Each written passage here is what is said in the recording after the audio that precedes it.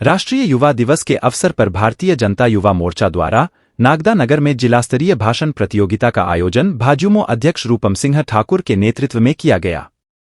प्रतियोगिता में विभिन्न विद्यालयों एवं महाविद्यालयों के कई छात्र छात्राओं ने भाग लिया।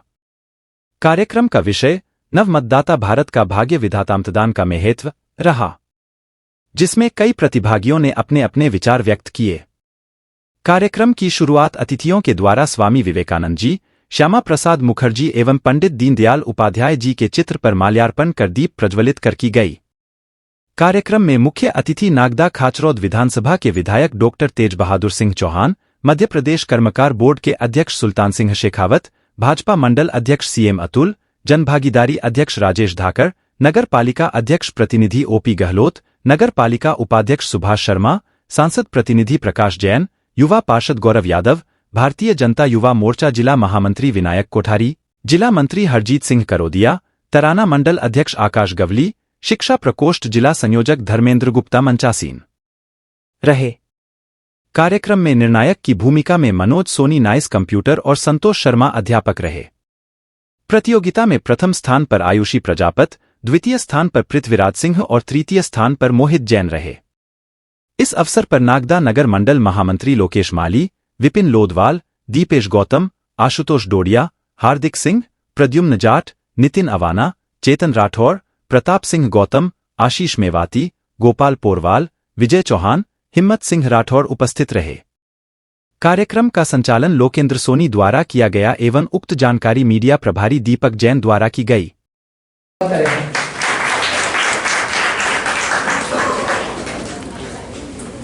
प्रद्युम्न जाट से विनम्र आग्रह है कि आप विनायक जी कोठारी जो जिला महामंत्री युवा मोर्चा के उनका स्वागत करें। ऊपर से विनम्र आग्रह है कि संतोष जी शर्मा मनोज जी सोनी सर का स्वागत करें। निर्णय की भूमिका में आज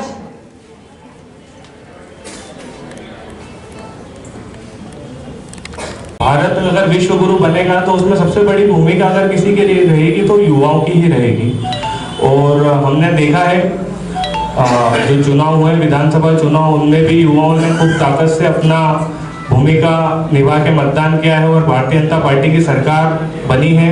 और नरेंद्र मोदी जी के नेतृत्व में हम आगे आने वाले लोकसभा चुनाव में भी इसी की भूमिका, क्योंकि मोदी जी जितना युवाओं के बारे में सोचते हैं वो सबसे ज्यादा युवाओं का सभी के बारे में सोचते हैं, पर युवाओं पर उनका विशेष ध्यान रहता है। और मोदी जी की इतनी योजनाएं हैं जो युवाओं का अगर लाभ ले तो मैं समझता हूँ कि पूरे विश्व के अंदर सबसे ज्यादा अगर किसी प्रधानमंत्री ने युवाओं के लिए योजनाएं निकाली हैं तो वो अपने भारत के प्रधानमंत्री नरेंद्र मोदी जी।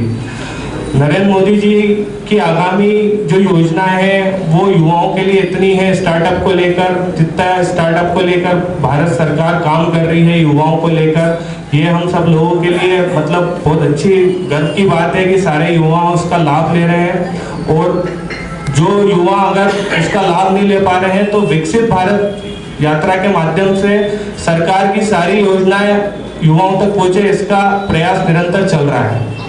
हमने देखा है कॉलेजेस में और जो इंजीनियरिंग कॉलेज है, मेडिकल कॉलेज है, इनमें भी बहुत सारे ऐसे कोर्सेज हैं जो सरकार के द्वारा चालू कराए गए हैं और उसके लिए अप्रेंटिसशिप, स्कॉलरशिप सभी युवाओं को उसका लाभ मिल रहा है। निरंतर आप देखेंगे जैसे ही आप अभी आगे कोर्सेज करेंगे, बाहर जाएंगे तो आपको जहाँ पे आप एडमिशन लेंगे तो आप देखेंगे कि सारी भी योजनाएं हैं उसका लाभ भी मिल रहा है। हाल ही में सीखो और कमाओ योजना जो हमारी प्रदेश सरकार ने लागू करी थी, 4 दिन पहले उसका पोर्टल वापस चालू हो गया है क्योंकि आचार संहिता के कारण बंद हुआ था।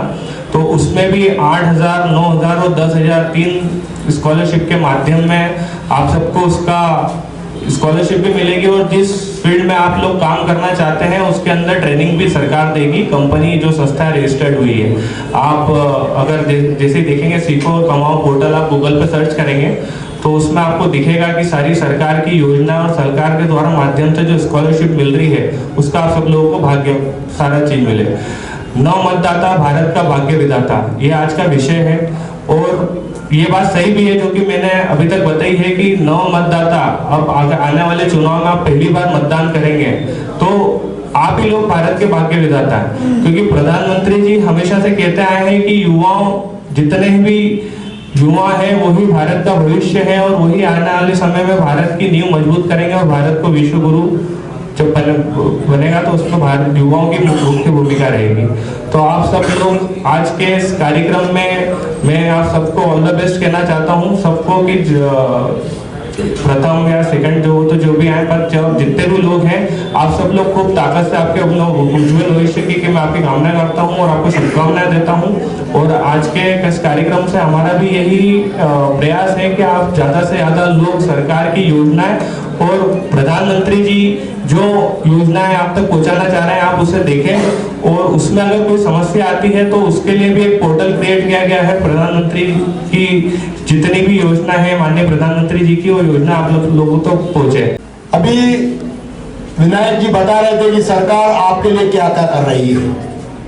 आपके मोबाइल में वो सब चीजें जो आप करना चाहते हैं, अब आपको किस दिशा में जाना है वो आपको तय करना है। मैं हमेशा कहता हूँ सरकार आपके साथ खड़ी है कि केवल आप थोड़ी सी मेहनत कर लें तो आप जो बनना चाहेंगे वो बनाने के लिए सरकार आपके साथ खड़ी है।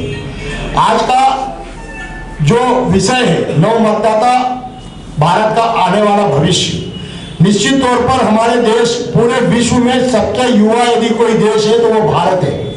और हमारे प्रधानमंत्री नरेंद्र मोदी जी कहते हैं कि ये जो हमारे युवा है यही हमारे देश को 21वीं सदी में ले जाएंगे।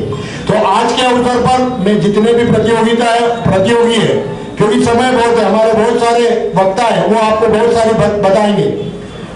जो इसमें भाग ले रहे हैं उनको मेरी शुभकामनाएं और सभी आने वाले बच्चों को कि आने वाले समय में उनकी एग्जाम आ रही है उनको बहुत बहुत शुभकामनाएं। वो खूब पढ़े आगे बढ़े अपने नगर का माता पिता और कॉलेज का भी नाम करे ऐसी शुभकामनाएं देता हूं और पूरी युवा मोर्चे की टीम को बधाई देता हूं कि अच्छे कार्यक्रम के लिए।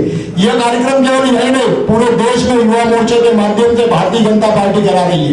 उनका यह सोच है कि देश का युवा ही देश में को नई दिशा दे सकता है।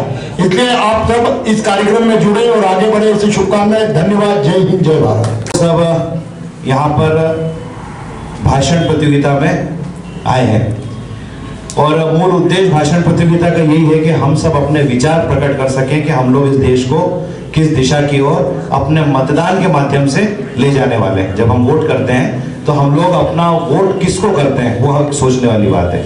और युवा मोर्चे का ये प्रयास है, केवल शेषाई कॉलेज एक छोटा सा एक प्रयास होगा लेकिन पूरे देश भर में भारतीय जनता युवा मोर्चा युवाओं के बीच जाकर ये बात रख रहा है कि आने वाले कल के भाग्य विधाता यदि कोई है तो वो युवा है। और आज का दिन भी विशेष चुना है। विशेष दिन इसलिए भी चुना है कि आज स्वामी विवेकानंद जी की जयंती है और स्वामी विवेकानंद जी वो महापुरुष हुए जिन्होंने पूरे विश्व पटल पर भारत की जय जयकार के लिए काम किया। उन्होंने केवल एक ध्येय रखा है कि तेरा वैभव अमर रहे हम दिन चार रहे ना रहे। और उन्होंने हर क्षण हर पल हर वाक्य हर शब्द उनका हर कटाक्ष इस देश को उन्नत करता है। उनकी हर बात इस देश को परम वैभव पर ले जाने की है। उनका एक ही ध्येय है कि मेरे देश का नाम कभी नीचा नहीं होना चाहिए। मैं बहुत कम समय लूंगा क्योंकि और भी लोगों को आपके बीच में बात रखनी है। ये स्वामी विवेकानंद जी डॉक्टर साहब एक बार जनवरी 1863 और 39 साल की उम्र में उसने हिंदुस्तान नहीं पूरे विश्व में अपना डंका बजाया। ऐसे स्वामी विवेकानंद, इनका नाम नरेंद्र था। और उसके बाद उनके बताए हुए मार्ग के ऊपर आज संपूर्ण देश में हम चलने का प्रयास कर रहे हैं। हमारे देश के यशस्वी प्रधानमंत्री नरेंद्र मोदी जी उन्हीं के बताए हुए मार्ग के ऊपर चल रहे, पंडित दीनदयाल उपाध्याय जी के मार्ग पे चल रहे, डॉक्टर श्यामा प्रसाद मुखर्जी के मार्ग पे चल रहे। हमारा देश लगभग 140 करोड़ की आबादी का देश, 63.5% हम युवा हैं। युवा शक्ति हमारी इतनी बड़ी है और इतनी बड़ी हमारी युवा शक्ति है तो हम देख सकते हैं कि दुनिया के सारे अन्य बड़े बड़े राष्ट्रों से भी हम, चाइना से भी हम तुलना करें तो हम युवा हैं। और युवा होने के नाते एक जमाना था जब राजा महाराजा सब माँ की पेट से हुआ करते थे और अब प्रजातंत्र है और प्रजातंत्र में इस देश को, प्रदेश को, किसी भी संस्था को चलाने के लिए जो जनप्रतिनिधि पैदा होता है वो हम सब युवा मिलकर के, हमारी अग्रणी भूमिका उसमें रहती है, हम सब उसको बनाते हैं। आज और युवा दिवस स्वामी विवेकानंद जी का जन्म दिवस, अभी अतुल जी बता रहे थे, पूरे विश्व पटल पर स्वामी जी ने जो संदेश दिया, उठो जागो और अपने लक्ष्य की ओर लगातार बढ़ते रहो, जब तक तब तक आपको पूर्ण सफलता प्राप्त ना हो जाए। मात्र 35 वर्ष की उम्र में उन्होंने पूरे विश्व पटल पर भारत का वसुधैव कुटुंबकम की अवधारणा को एक शब्द के साथ प्रतिपादित कर दिया। जब वो शिकागो की धर्मसभा पर गए, संबोधन के लिए जब बहुत कम समय था उनके पास और बहुत मुश्किल उनको अवसर मिला था, तो उन्होंने कहा, मेरे प्यारे भाइयों और बहनों, किसी भी वक्ता ने वहां इन शब्दों का उपयोग नहीं किया था। ये जो हमारा परिवार भाव है, ये जो हमारे देश की अपनी विरासतीन कालीन, ये जो हमारी आस्था है, मान्यता है, परंपरा है, एक कुटुंब के रूप में, परिवार के रूप में, समाज मत देने का और वो अपने मनपसंद नेता को सत्ता पर ला सकता है। लेकिन मैं यह पूछना चाहती हूँ, क्या यह अधिकार ही काफी है? क्या उसका कोई महत्व नहीं है? क्या उसके में भी पूर्ण रूप से मतदान नहीं हुआ, 60% मतदान है, 70% मतदान है, तो वो बाकी 30% मतदान जो हमें चाहिए, जो हमारे सजग नागरिक को चाहिए, वो कहाँ है? तो उस पर सर्वप्रथम हम बात करना चाहेंगे। तो मैं हमारे साथियों को बताना चाहूंगा, मतदान का क्या अर्थ है? मतदान का अर्थ है हमारे अधिकार का दान करना, जो कि हमें सुप्रीम कोर्ट की तरफ से प्रदान किया गया है कि जो 18 वर्ष से ऊपर के नागरिक हैं, उन सभी को हर 5 साल में लोकतांत्रिक एवं राज्य सरकार का चयन करने में जो भूमिका दी गई है, उसमें हम अपना मतदान दे सकते हैं। और इस बात का हमें विशेष रूप से ध्यान रखना चाहिए कि हम जो इस देश के नागरिक हैं, उन्हें पूर्ण तरह मतदान चुनने का अधिकार है। हम किसी के बाध्य नहीं है, हम निडरता से अपना मतदान चुन सकते हैं। और जैसे कि हर 5 वर्ष में मतदान होता है और उस मतदान में हम अपने प्रतिनिधि को चुन सकते हैं, और यह हमारा अधिकार है जिससे हम अपने प्रतिनिधि को चुन सकते हैं। और उस प्रतिनिधि को चुन के हमारी राज्य सरकार, राष्ट्र सरकार एवं सभी गांव से लेकर छोटे से बड़े स्तर तक के सभी मतदान के साथ से जितने भी राष्ट्रीय अधिव्यक्ति है उनको चुने। उसके कारण हमारे देश का, राष्ट्र का हर एक उच्च से उच्च स्तर पर पूर्ण रूप से विकास हो सके। पर आज एक विडंबना ये भी है कि कई राजनीतिक सत्ता के कारण कई लोग रहते हैं जो हमको विभिन्न प्रकार के प्रलोभन देते हैं, वर्ग, जाति। हमारे देश के लिए चाहिए कि बिल्कुल सही बात है, क्योंकि मेरे दोस्तों, युवा साथियों, जब तक एक पार्टी के ऊपर चले जाते हैं, उससे हमें जो होता है सशक्त नेता नहीं मिलता। उसके कारण विभिन्न प्रकार के प्रलोभन और लालच में आकर वो गलतियां कर बैठते हैं और जिसका पछतावा उन्हें बाद में होता है। वहीं अगर बात करें आज के युवा की, तो आज का युवा कुछ इस प्रकार है कि वो वोट देने से पहले 10 बार सोचेगा। वो ये सोचेगा क्या सही है, क्या गलत है। वो किसी पार्टी का विशेष महत्व नहीं रखता, वो एक व्यक्ति के बारे में सोचता है कि जिस भी व्यक्ति को मैं वोट दूंगा, क्या वो प्रदेश के लिए सही है, वो क्या कुछ कर सकता है, क्या वो सब कुछ करने में समर्थ है।